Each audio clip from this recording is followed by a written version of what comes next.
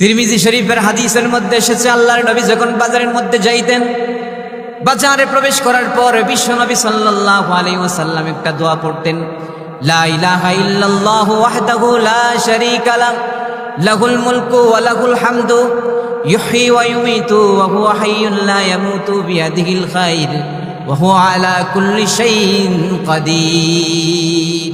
আল্লাহর নবী বাজারের মধ্যে গিয়ে এই দোয়াটা পড়তেন। কথা হলো, হুজুর এই দোয়া যদি বাজারের মধ্যে গিয়ে আমরাও পড়ি তাহলে আমাদের লাভটা কি হবে, জানার দরকার আছে না নাই?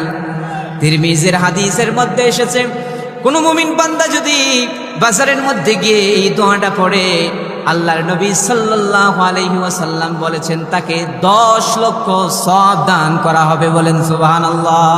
শুধু তাই না আমার প্রিয় যুবক ভাইরা, আল্লাহর নবী বলেছেন 10 লক্ষ সগীরা গুনাহ মাফ হয়ে যাবে যদি এই দোয়াটা কোনো মুমিন বান্দা বাজারের মধ্যে গিয়ে পড়ে।